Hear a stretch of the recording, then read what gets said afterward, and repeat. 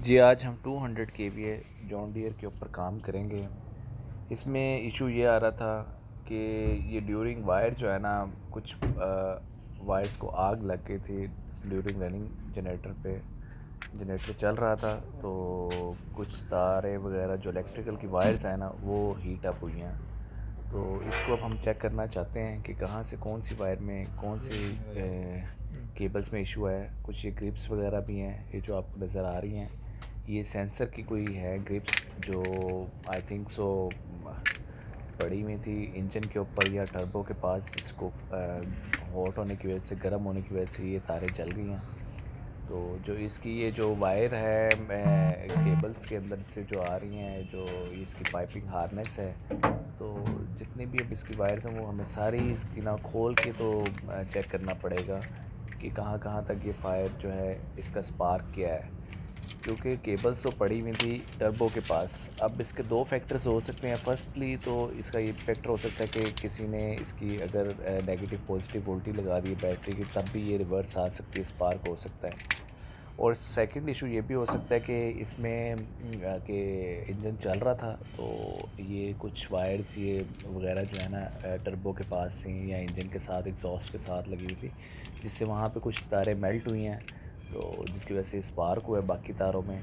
तो वो सारा जो है ना चैनलाइज हार्नेसिंग के थ्रू ना एंड तक जहाँ से मॉड्यूल के पास तक, मॉड्यूल में तो नहीं हेर गया, लेकिन ये मॉड्यूल से पहले पहले कुछ वायर्स में ना स्पार्क हुआ है, जिससे काफ़ी तारें जल गई हैं। तो अभी इसको हार्नेस को ओपन करके देखते हैं कि जो इसको हम डायग्नोस करने की कोशिश करते हैं कहाँ कहाँ कौन सी वायर जो है। अभी फ़िलहाल तो हमें कुछ एक दो वायर्स नज़र आ रही हैं जो स्पार्क हुई हैं। ज़्यादा वायर, ज़्यादा नुकसान नहीं हुआ, मॉड्यूल वगैरह इसका अभी ठीक काम कर रहा है। तो शट डाउन हो गया था, जनरेटर कर दिया था फ़ौरन। तो अब ये देखें आपके सामने, ये कुछ वायर्स जो है ना ये मेल्ट हो गई हैं, इनकी जो पीवीसी थी वो मेल्ट हो गई है। ये J220 मॉडल है, ये भी आपने देखा है। तो वैसे ये इस टाइम जो इलेक्ट्रिकल इंजीनियर्स होते हैं या टेक्नीशियंस हैं, उनके लिए बहुत ही सूटेबल वीडियो है, क्योंकि वो साइट पे जाते हैं तो उनको ये प्रॉब्लम फेस करनी पड़ सकती है कि जिस तरह कुछ जो वायरिंग जल जाती है, स्पार्क हो जाती है। अब ये J220 200 केवी मॉडल है, 6068 है, और ये आलमोस्ट अभी नया ही इंजन है, 2021 मॉडल है। तो इसमें अब ये इशू आपको मैं पहले भी बता चुका हूँ कि ये हीट अप हुई है, वायर्स कुछ इंजन के ऊपर पड़ी थी। कोई ये जॉन डियर ना कोई एडिशनल वायरिंग भी दे देता है, एसटीएमओ जो है एडिशनल सेंसर्स के लिए वायरिंग वैसी लूज़ छोड़ देता है कि जी नेक्स्ट अगर आप कोई एडिशन करना चाहते हैं, फर्दर इसको कोई सेंसर वगैरह एक्स्ट्रा लगाना चाहते हैं तो आप वो लगा सकते हैं। तो फॉर्चुनेटली इसमें जो प्रॉब्लम आई है वो उन एडिशनल वायर्स में ही आई है, कि जो अभी तक हमें नज़र आया है उसमें यही है कि ये जो वायर्स नज़र आ रही हैं ये एडिशनल वायर्स हैं। जो मेन वायर्स हैं जिसमें वाटर सेंसर, ऑयल सेंसर, इसकी जो डेनमो की जा रही है, डेनमो चार्जर की वायरिंग जा रही है, वो अभी तक ठीक है। तो अब हम इसको ये कट ऑफ कर रहे हैं कि रिमूव कर रहे हैं जो वायर वहाँ से जली हुई है पीवीसी, वो हम इसको रिमूव कर रहे हैं। तो वो हार्नेस से ये आपको आहिस्ता आहिस्ता करके निकालनी पड़ेंगी, क्योंकि ये जो हार्नेस है इसकी जो पाइपिंग हुई है काफ़ी बारीक वर्क है इसका, बहुत ही, यानी आपको बारीकी से देखना पड़ रहा है। एक एक वायर को निकाल के, थोड़ा थोड़ा वायर को बाहर करके तो निकालना पड़ रहा है। तो इसकी ग्रिप्स वगैरह भी काफ़ी होती हैं, वो सारों को रिमूव करेंगे तो आपकी सारी वायर ओपन हो जाएगी। तो इसलिए हम कोशिश करें कि मेन वायरिंग ना रिमूव हो, ना लूज़ हो। तो एक ही जो वायर है जो जली हुई है उसको हम कोशिश कर रहे हैं कि ये बाहर आ जाए। तो अब ये थोड़ी सी पीसेस का बाहर आ गया, इसको अब हम निकाल देंगे बाहर यहाँ से, जो मेन वायर, मेन पाइप में से। तो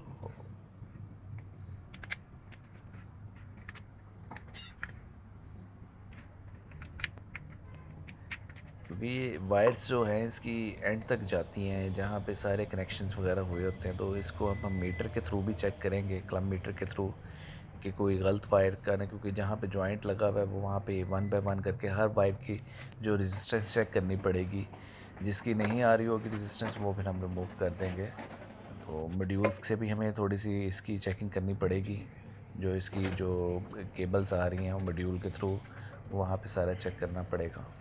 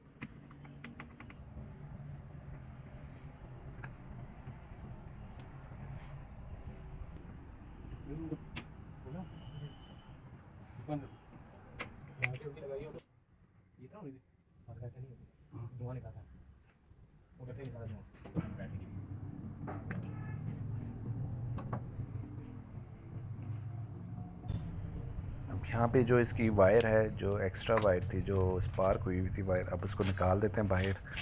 और ये अब इस साइड से भी इसको रिमूव कर देंगे। ऊपर वाली साइड से तो हमने काट दी थी, इसको वायर को निकाल दी थी।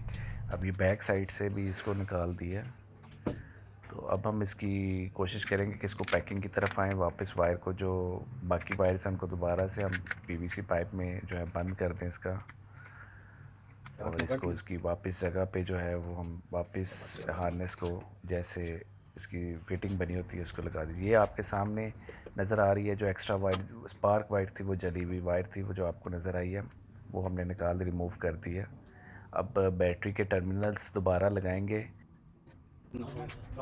अब इसके बाद हम बैटरी लगाने के बाद इसके मॉड्यूल की तरफ जाएंगे, इसके पैरामीटर्स चेक करेंगे सारे कि रीडिंग्स अपनी वगैरह शो ठीक कर रहा है। तो हम इसको फिर इसको स्टार्ट करने की कोशिश करेंगे। तो देखिए क्या रिस्पांस देता है।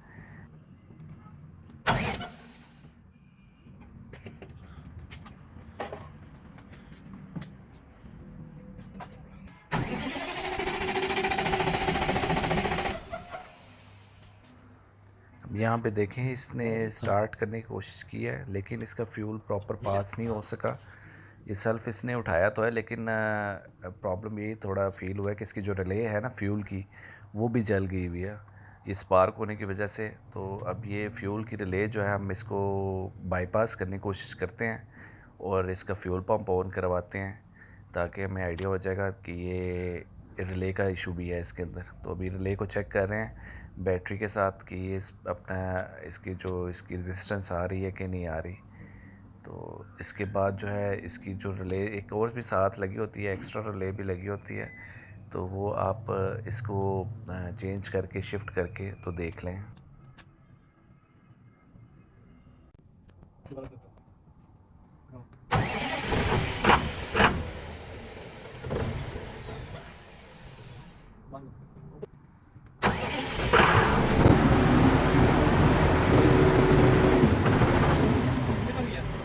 मुझे तो तार ही नहीं है।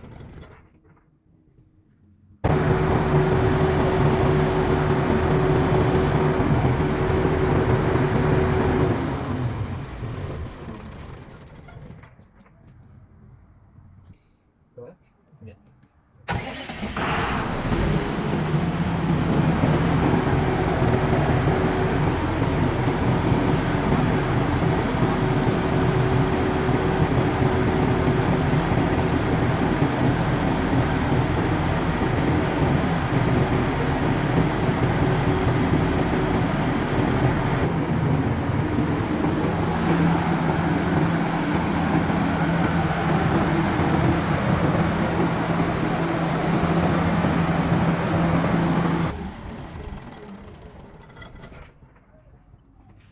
इसको अब हमने स्टार्ट करके देख लिया है, तो इसका रिले भी चेंज किया है, बाईपास करके देखा है, तो ये इंजन स्टार्ट हो गया फ़ौरन।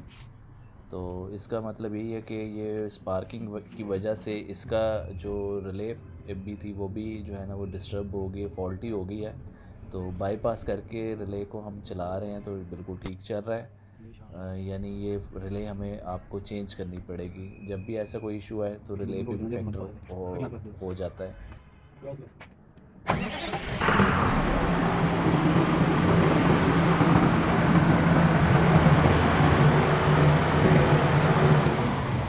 अब ये क्लियर हो गया कि इसकी जो रिले चेंज करेंगे तो जनरेटर बिल्कुल ओके हो जाएगा और जनरेटर बिल्कुल रनिंग अपनी परफेक्ट करेगा।